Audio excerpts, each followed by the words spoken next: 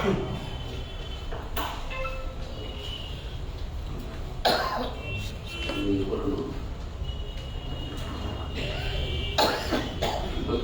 Okay.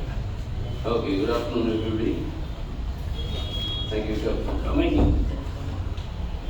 You're all aware that we had a 3-day meeting of our party Central Committee on the 29th, 30th and 31st of October.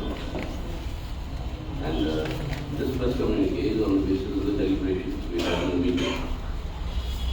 At the outset, the first thing is the Central Committee expressed its deep condolences at the collapse of the suspension bridge in Morbi in Gujarat. And 140 plus have already been announced as dead. Many more are injured. And we hope that proper treatment is provided to them in order to save these lives. But when the hospital should have been focused on providing treatment to those who are injured, it has now been busy the whole of today in getting spruced up for the visit of the Prime Minister. And in that sense, the attention which has to be paid to treating the injured is being diverted, which is most unfortunate. And with a trace of inhumanism in it. Reportedly, this bridge was opened without a safety audit. The number of people to be allowed on the bridge at any point of time was reached with more than double or 3 times the number permitted. And it's a ticketed entry, and the tickets were sold. And it was the renovation was done by a company that produces clocks, wall clocks, not in terms of technically whether it's competent to look after this bridge or not. Now this is the sort of a thing that is recurring in our country under the Modi government. You had the Bundelkhand Expressway. With great fanfare, the Prime Minister inaugurated. 5 days after that, sections of the expressway caved in. So you have the sort of contracts that are being given, to whom they are being given, what is the competence of it, these are matters of serious concern because they are claiming lives of innocent people. So the Central Committee demands that there should be a judicial inquiry into this accident, and accountability must be fixed, and punishment according to law must be meted out. The second issue that we concerned was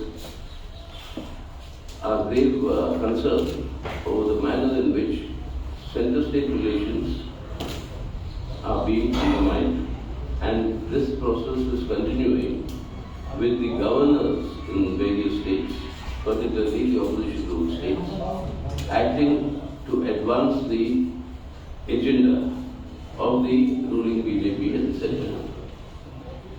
We've seen this happen in the past with various governors in states where that had no BJP state government.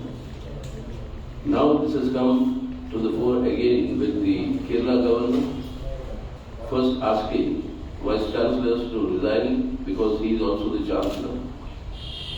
As the Chancellor, the Chancellor doesn't have the right, according to the acts passed by the Kerala Legislative Assembly that govern these universities.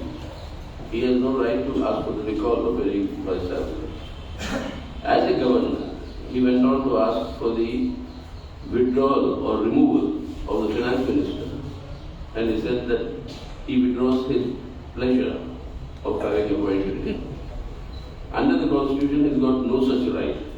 That right is a right under the Constitution given to the Chief Minister to decide on the ministers of the cabinet, and the governor has to appoint that.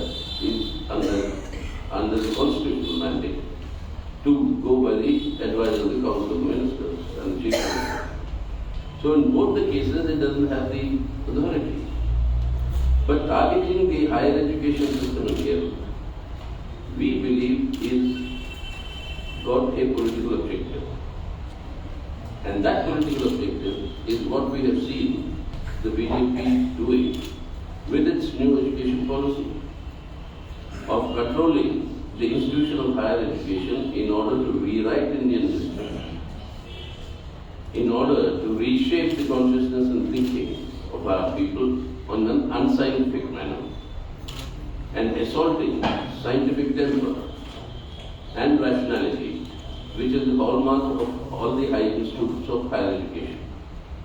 The targeting of JNU, the targeting of Central University at Hyderabad, the targeting even of the Benares Hindu University, apart from the Central Universities of Aligarh and Jamia Millia, and the IITs in various parts of the country, are all part of this exercise to restructure higher education system in India to suit the propagation of the Hindutva ideology.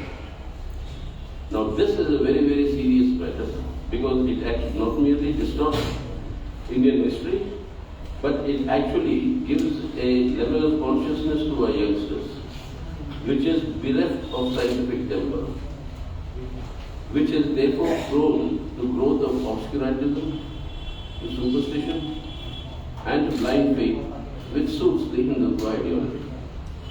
So this is a larger fight which the Cpim decided we have to engage in. Now it's happened also the way the manner in which the governor is behaving in Tamil Nadu, the entire state government and the ruling Secular Democratic Alliance, Secular Front government there, has actually come out very strongly against what the governor is doing. We've seen the governor's actions earlier in Maharashtra, where an elected government was toppled, an alternate government was being elected. The governor was distributing seats for the alternate government. So these sort of, and many of these governors are actually sitting on the bills and legislations approved by the legislature, state legislature, without either approving them by signing them or returning them. If they don't agree with that legislation that the assembly has passed, they can return it back with their suggestion, saying why they are not approving it. But they don't do that either. So they leave all the legislations passed by the state assemblies in limbo. Now that is a very serious problem because the state governments, elected state governments, cannot carry out their mandate of being elected by the people of the state.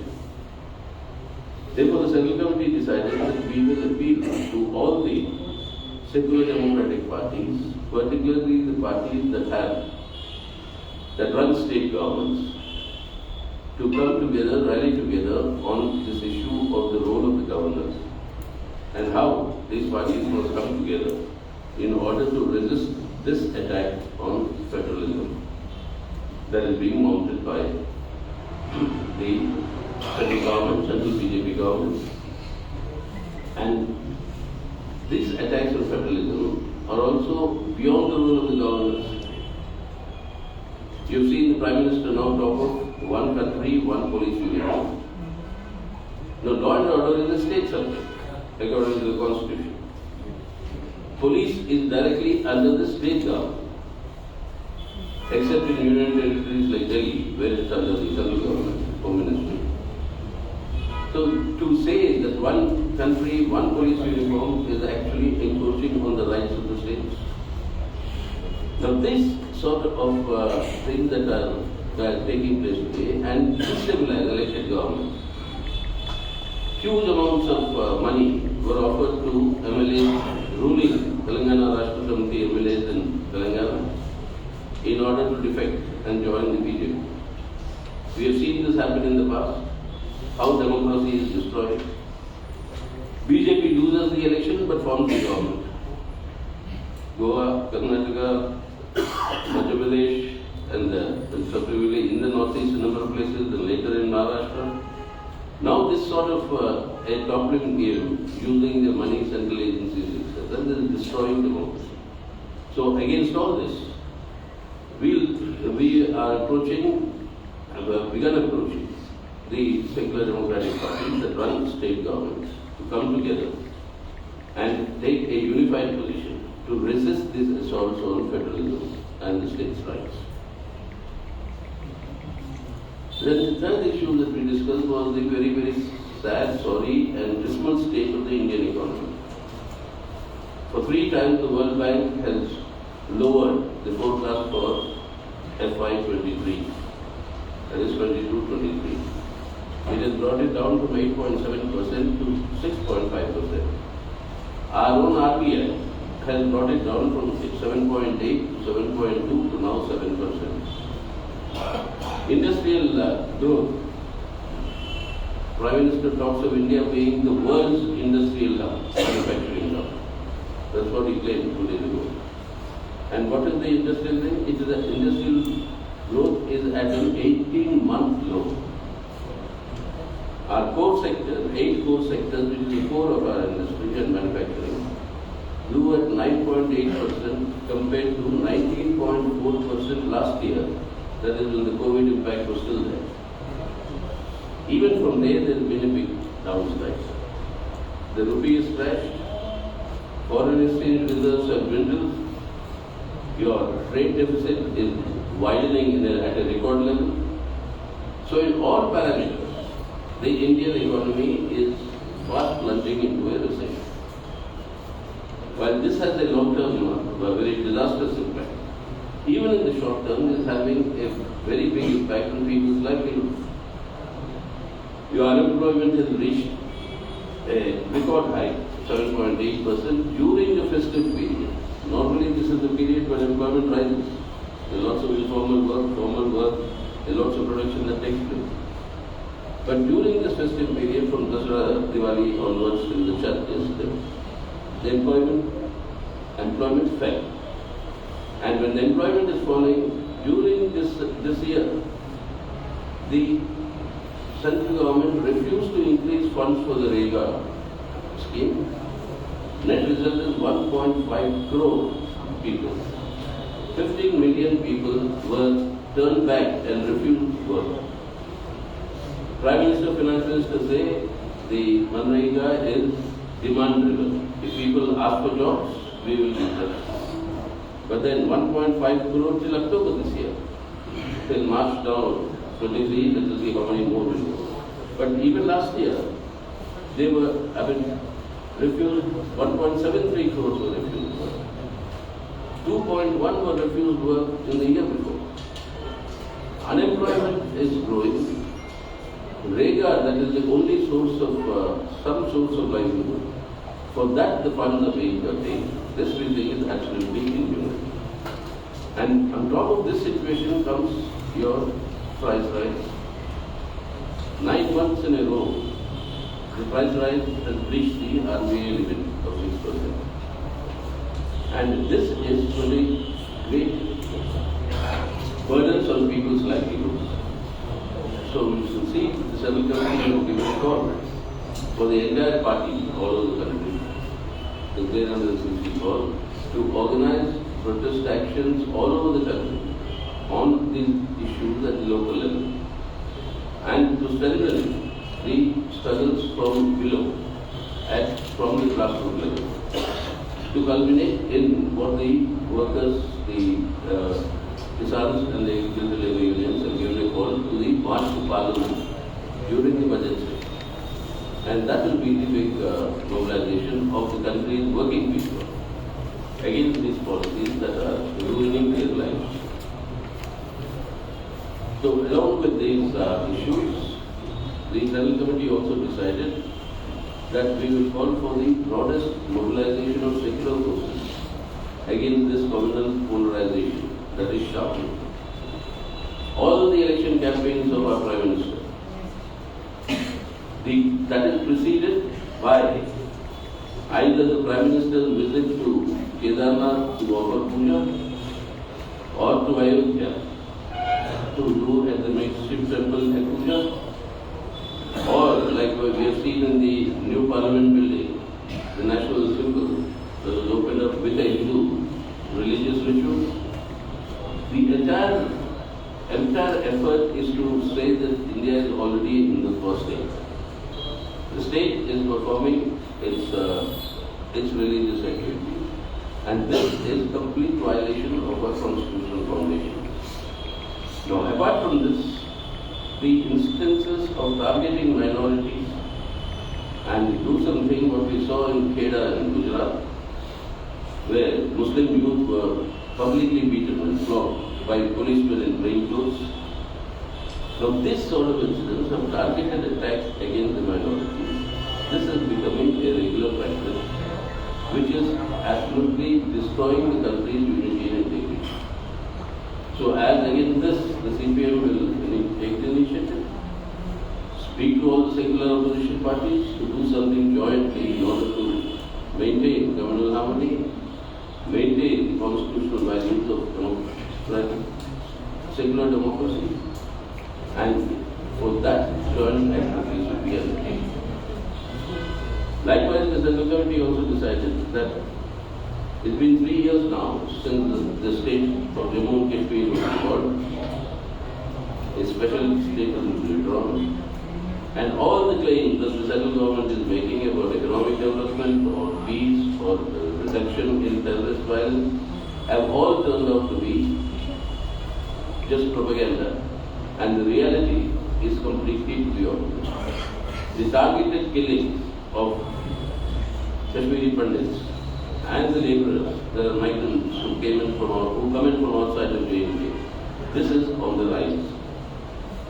So this is something needs to be done about this. So the CPIM will initiate along with the left parties discussions with the secular parties both in Jammu and Kashmir and outside in order to build up a joint pressure on the central government to take tangible actions for providing relief to the people in the state who are still continue to be denied of the democratic rights, civil liberties, and also the basic rights as citizens of India. In the forthcoming assembly elections, CPM is fielding 11 candidates in Himachal Pradesh and will support one candidate, the only one that the CPI is fielding there. And in the rest of the 56 constituencies out of the 68, the CPM and the left will work for the defeat of the BJP. In every constituency, the post that can defeat the BJP, that will receive our support. So that will be the major focus. And in Gujarat, since the election commission has chosen to deal in the announcement of the schedule, giving BJP and the Prime Minister more time to inaugurate and to do campaign before the model code of conduct takes in Gujarat. Even till today, the Prime Minister is still announcing new schemes, new projects, and many of the central schemes he is announcing as his personal gifts, Diwali gifts to the people of Gujarat, using state funds, which is completely unethical and unbecoming. But anyway, given this entire thing, since the dates have not been, the schedule has not been announced, we are in talks with the other secular forces with the objective of maximizing the pooling of anti-BJP voting. The Central Committee hailed the victory of Lula in Brazil, very tight contest, but the left has won, which is a very, very positive development in Latin America, because Brazil now joins, apart from socialist Cuba, Brazil now joins Chile, Bolivia, Colombia, Peru, Honduras, and others who have a left-oriented president. So there is an anti-neoliberal, anti-US imperialist tide that is sweeping in Latin America, which is of good sense that this counters the trend in Europe and elsewhere of a right-wing opposition. The victory of the cultural right in Italy, and ominously, this lady of Italy was sworn in as the Prime Minister exactly 100 years after, to the date, after Mussolini marches with his stormtroopers on Rome and captures power. 100 years later, you have the fascist coalition is coming back in Italy. You have that right-wing change in Sweden. So as a counter to all this, the left-wing shifts in Latin America. That will provide the resistance, the impetus for the resistance of the right-wing offensive. The Central Committee unanimously elected Comrade 𝒂𝒂𝒂𝒍, State Secretary of the Kerala unit of Cpim, to the Politburo.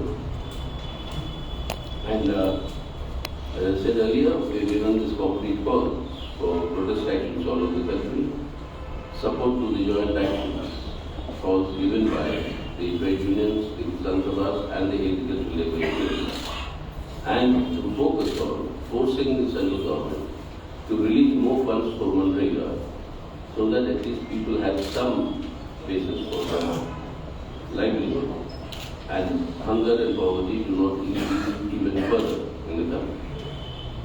So these are some of the major decisions that we have taken. Now, if you have any questions, you can central committee के जरिए संघीय ढांचा पे हमला हो रहा है governor के जरिए, गवर्नर राज्यपाल के जरिए, तो आप बाकी राज्यों के जहाँ पे सेकुलर पार्टियां हैं उनको अप्रोच करेंगे कि एक होकर के इसके खिलाफ। बंगाल की भी सरकार चला रही है टीम से, क्या हम गवर्नर से परेशान कर रहे हो? आप जो बोल रहे हैं वो भी वही बोलते हैं, तो क्या उनसे बातचीत हो रही है आपको? कहाँ बोल रहे हो? बंगाल में जो गवर्नर उस वहाँ के चीफ मिनिस्टर को इल्जाम लगा रही थी कि तंग कर रहा है, उसी गवर्नर को जाके समर्थन किया ना उपराष्ट्रपति बनने किया ना, तो वैसी बात कहा हो रही है वहाँ पे। अब बंगाल के मुख्यमंत्री किसके साथ कैसे डील कब होगी वहाँ पे बता रहे।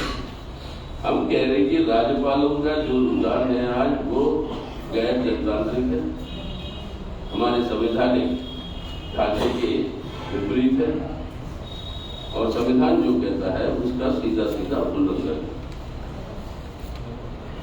अब राज्य असेंबलियां जो कानून बनाते हैं उन कानूनों को या अनुमति दे गवर्नर, नहीं तो वापस भेजे सरकार को कि किस वजह से नहीं दे रहे। अब क्या हो रहा है कि उन कानूनों के ऊपर बैठे रहते, ना कानून बन सकता ना बन सकता। अब इस तरीके के रुझान और वो अपनी राजनीतिक एजेंडा लेके चल रहे हैं, तो ये जो सवाल है ये बड़ी गंभीर है, बहुत गंभीर सवाल है, क्योंकि देश के अंदर जो फेडरलिज्म संघवाद है उसका बुनियाद को जो है ये नष्ट कर रहे हैं। गुजरात में दो डिस्ट्रिक्ट्स में उल्टे तरीके से सीए लागू हो रहा है, आरोप लगा है। क्या दो डिस्ट्रिक्ट में एम्पावर किया गया डिस्ट्रिक्ट मजिस्ट्रेट्स को, नॉन मुस्लिम्स को सिटीजनशिप दिया जाए, तो एक तरीके से उल्टे तरीके से। देखिए, ये ऐसी स्पेसिफिक केसें हैं जो कई दशकों से अपने देश में हैं। वो त्रिशंकु स्थिति में थे, वो जब आए थी, जब बंटवारा हुआ था वो आए थे, तो तब से लेकर आज तक वो रहते हैं यहाँ पे, और लेकिन वो नागरिक नहीं है।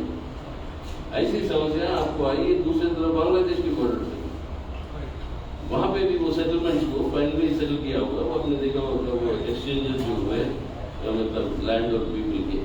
तो ये समस्या है वो हिस्टोरिकल इससे जो बची हुई है।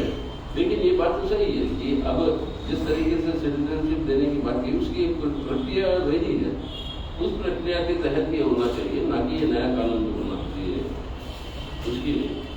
और जहाँ तक हमें हमारी जानकारी है, सरकार का यही कहना है कि कोई प्रक्रिया के आधार पर कोई है, ना कि इस नए कानून। Sir, हाँ, has the CCC discussed the renewed attempt by the government to impose duty? of course. We have said that, we said that before the Central Committee. We've said that before the Central Committee meeting when it was done. We've said that we are completely opposed to this sort of an imposition of Hindi on the country. According to us, all the 22 languages contained in the 8th schedule are all national languages to be treated equally and should be encouraged equally. What will emerge as a communication language will emerge over a period of time, like it always happens. But no language can be imposed on anybody. And we strongly condemn this effort to impose it in central institutions, that is central universities, IITs and the others, etc. That is something which we think is both wrong in terms of India's federal content, Indian constitution, and also unscientific in terms of knowledge. I mean, imparting knowledge and growth of knowledge. Modern knowledge cannot grow without use of your technology, which is essentially mostly based on English. Sir, मेरा सवाल है कि आप विपक्षी 2024 के लोकसभा चुनाव से पहले विपक्षी पार्टियों को एक प्लेटफॉर्म पर लाने की मुहिम चला है, तो क्या गुजरात में आम आदमी पार्टी और कांग्रेस पार्टी के साथ लेफ्ट पार्टी को एक प्लेटफॉर्म पर लाकर चुनाव लड़ने की मुहिम शुरुआत करेंगे? और सर इसी में क्वेश्चन नंबर कि क्या हिमाचल प्रदेश में भी आपने कांग्रेस के साथ बातचीत किया कैंडिडेट उतारने और विपक्षी एकता? देखिए, हर स्टेट के अंदर जो भी वहाँ पे जो तालमेल होनी है वो स्टेट लेवल पर वो बातचीतें कुछ ऐसा है कैसे सब विपक्षी पार्टियों को एक मंच पर लाकर बिठाने की बात जो है वो बात राष्ट्रीय स्तर पर नहीं, राज्यों के स्तर पर होगी। राज्यों के स्तर पर जब होगी उसी के आधार पर राष्ट्रीय स्तर पर हो रहेगा। समझे ना? अब आपके लिए ये बड़ी कठिनाई की बात है, मुश्किल सी बात है कि राष्ट्रीय स्तर पर कोशिश हम करें तो कई सारे आपके लिए स्टोरीज हो आएंगे, ये नहीं आया, वो नहीं आया, इसको नहीं लाया, उसको नहीं लाया। अब वो सब खबरें बंद है जब हम नहीं कर रहे हैं वो काम, तो आपकी दुविधा हम समझते हैं। लेकिन अब हमारे लिए यही है हमारी देश की जो इतिहास भी सिखाती है कि राज्यों के स्तर पर बनता पहले, उसके आधार पर जो आपका संयुक्त मोर्चा यूनाइटेड बना चुनाव के बाद, वाजपेयी साहब की एनडीए बनी चुनाव के बाद 98, मनमोहन सिंह साहब के यूपीए बना चुनाव के बाद 2004। यूपीए 2 तो पहले बन गया, यूपीए 2 पहले यूपीए बन चुकी थी, इसलिए तो यूपीए 2 बना। पहले यूपीए क्या बनना वो हुआ चुनाव के बाद ही 2004 में, तो 2024 में भी वही होगा। एक आएगी सरकार जो मोर्चा बनेगा चुनाव के बाद और देश के संविधान की रक्षा होगी और लोगों की तरक्की के लिए कोशिश होगी। हिमाचल में आप लोगों का एक सिटिंग सीट है विधानसभा वहाँ पे, तो क्या वहाँ भी बात नहीं है कि कांग्रेस का उम्मीदवार न होता है, जैसे आप बाकी 11 के अलावा सबसे अपील कर रहे हैं बीजेपी हटाने की? हर जगह ठोस परिस्थितियाँ होती है, वो ठोस परिस्थितियों के अनुसार ना रहे या रहे उसके लिए कौन सा फायदामंद है क्या नहीं है वो वहाँ की ठोस परिस्थिति पर निर्भर करेगा। तो उस हिसाब से और बदल रही है, लेकिन हमारी मकसद साफ है कि बीजेपी को हराना। जहाँ पे हम लड़ रहे हैं हम लोगों को को यही अपील कर रहे हैं कि भाई वो हमें वोट डालें, हमारी सीट एक से बढ़कर और बढ़े। What is your approach towards Aam Aadmi Party, which has often been accused But of? they have to decide. I've always said the approach to the Aam Aadmi Party is something they'll have to respond. We have said that we are opposed to these communal forces and the effort to destroy the Indian Constitution and all its basic tenets. Secular democracy, economic sovereignty, social justice and federalism. Where does this stand on all these elements? Secondly, on the economic policy, there's some neoliberal policies that are being pursued with great vigor, and the emerged corporate nominal elections and crony capitalism. Where does this stand?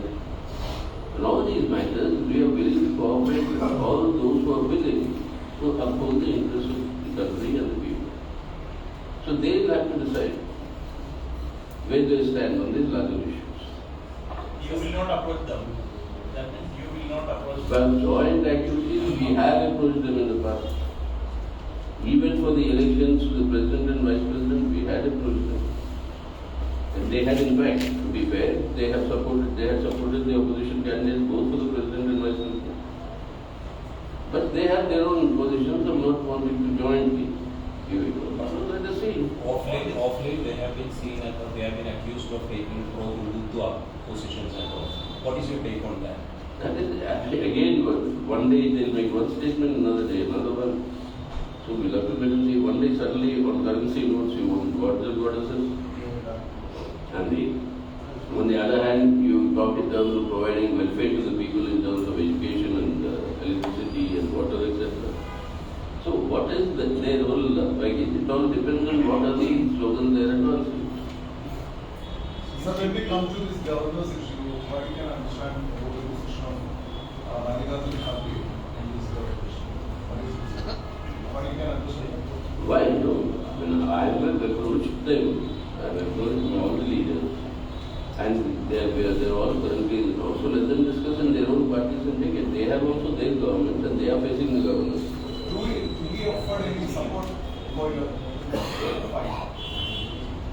I think so. It will come. I mean, the process is on. That's what I'm saying. The process is on. It will happen. It will come. Did he express any discussion over Kerala leadership or governor issue? On? Governor issue. Some of the Congress leaders are supporting the governor's stand. Yeah, like some of the support is up to them, for them to answer what you're right. We are saying we are opposing it. If one Congress leader is supporting, one Congress leader is condemning, then what do I comment on? It's for them to settle. Almost all opposition to states are facing this issue on controlling of higher education. Though it's a state sector. So, like as you said, most of the states, the chancellors are governors. So this is creating a sort of a constitutional crisis, not just for the state government, but for these institutions also. While on the other hand, private universities do not face any issue from Naturally. So, but what is your next step? Our take on this is now seriously we are coming to the position that there is automatic exemption of the governor and the chancellor of universities in the state. That is something that should have a serious relook is required. Some states have actually said that the governors will not be exempted. Those legislations passed by the state assembly are lying with the same governor who is not either minister or representative. So that is where the consensus is required by the opposition party in the state on how to proceed on this issue, whether each of the state assemblies will adopt their legislation, saying that the governors will not be the chancellors, chancellors can be some other method of appointing the chancellor. So that sort of a thing is what has to be worked out, and that is in the process. It's happened in the past with JNU. The Prime Minister was the chancellor. Immediately after emergency, when we left, the major demand was to ask her to resign as the chancellor. And then we did. And now the chancellors are people who don't hold any office, but who are chosen by a panel democratically. And very eminent people like Kasturi, and you had chancellors of that nature. And then, so that's possible. That's what will happen. Sir, to mention about the one nation, one police by the Home Minister. They CM also attended that meeting. Kerala CM also attended that meeting. So does he raise protest on that? So what is the Prime Minister said, I want you to think about it. It may take 50 years, it may take 100 years. That's what was the statement. So it takes 50 years or 100 years. Neither the Prime Minister nor the Kerala Chief Minister will be there to do. So that was a vague statement that was made. But the attitude is clear. One nation, one election. One country, one election. One country, one ration card. One country, eventually what is not said, one country, one party. One country, one leader. That is what they are moving towards a unitary state with a fascistic outlook. Sir, do you think the Kerala government is acting on his own to please his political masters? Well, you can please the master either acting at the direction of the master or individually to please the master. So that is only that person can answer. I cannot answer why he is doing it. But definitely this is advancing the agenda of control of higher education, which is not in the interest of India, and destroys our democratic scientific education that we have in our country. But you have talked about state fixed in Brazil. How do you see the development in China, the recent party congress? Recent party congress in China and Xi Jinping, how he has concentrated power. How do you see that? Well, it's China's internal affairs for them and their people that their party will decide. I mean, it's I don't know, because normally we don't comment on it, but we have greeted the re-election of Xi Jinping. as a Communist Party, so we have Communist Party resolution. We think the Chinese Party Congress resolution or their deliberation is something that will be reaching in the translated English, will reach the whole world. Then we'll be able to make a studied comment on what is happening. So it seems you are bringing the confidence of dethroning the BJP and Tripura in the next assembly. Now the confidence gains credence from the type of crowd that you live in Agartala, or there is something more to it? Well, the confidence comes with the crowd turnout in Agartala is a reflection of the build-up of massive levels of discontent. Now, it is this levels of discontent among the people that will also resist the fascistic attack they are unleashing. Because remember, the crowd that reached Agartala reached after a great degree of resistance to these people who were stopping them from coming. I mean, the number of the vehicles that were bringing these people to Agartala were attacked. Many were injured. And can you imagine? I mean, I've never heard of this. Even during emergency, I've never heard of this. There are two planes that come into Agartala, one from the south, one from the north, which were introduced during the UPA time. The number of bogies in both these trains were half that day. So that both people cannot reach Agartala. You never heard of such things. I mean, but all this happened despite that such a large crowd came. So that is the confidence that they are resisting also to this attack. And that is very important. Okay. So in Kerala, the governor is holding the chancellorship. In Kerala, the governor is holding the chancellorship. So should the governor continue as chancellor or being removed from That the Kerala Assembly will have to decide. Like I told you, the Tamil Nadu assemblies, the West Bengal Assembly, they have taken action and new laws have been passed. So What is party's opinion on that? Party's there is an LDF which has a government there. So that will discuss and take the appropriate decision and what step they will take in Kerala.